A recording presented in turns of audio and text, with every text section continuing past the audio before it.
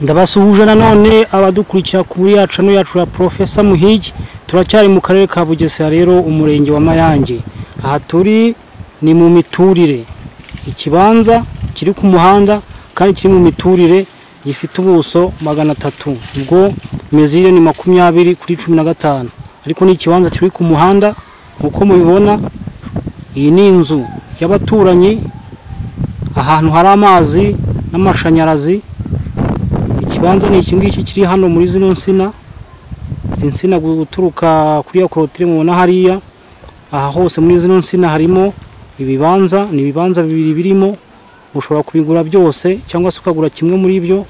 Ikibanza kimwe kiragura miliyoni 5. Miliyoni 5. Ikibanza gifite icyangombwa cyacyo mu gukora mitasiyo gusa. Ahantu ku muhanda, ubona ko ari ku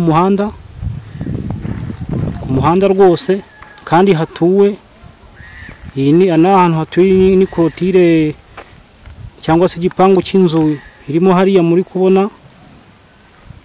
Uyu ni umuhanda turiho hano. Ikibanza cyacu rero kiri hano ni miliyoni 5 mu miturire gifite ibyangombwa byuzuye no gukora mitasiyo gusa.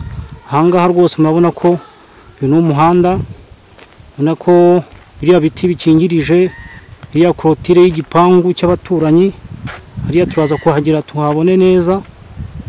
Aya ni amashanyarazi, murabona ko hari amashanyarazi n'amazi arahari. Ikibanza neza mo hagati turebe n'abaturanyi hepfo uko hameze. Guturuka hariya hirya kuri ziriya nsina kugera aha, iki ni ikibanza kimwe. Kongera ukagera hirya hariya naho harimo ikindi kibanza. Ni ibibanza bibiri bifatanye. Ushobora kuba bigura byose miliyoni 10 cyangwa se ukagura kimwe muri ibyo miliyoni 5.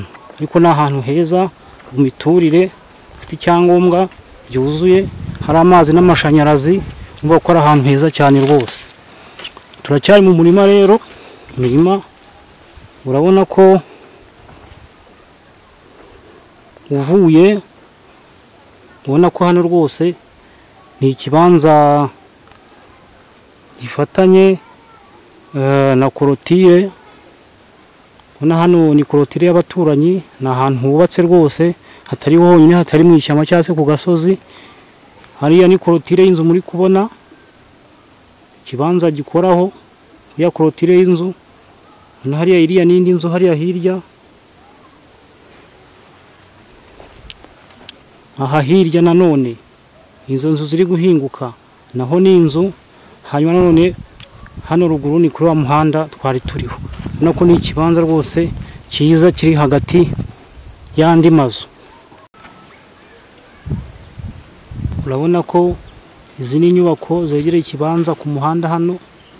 Izi ni inyubako rwose zihegereye. Urabona ko ari ahantu hateye imbere, hatari mu cyaro. Umuhanda ni uyu nguyu. Hanyuma ikibanza cyacu ni iki kiri hano. Ikibanza cyacu ni iki ngiki.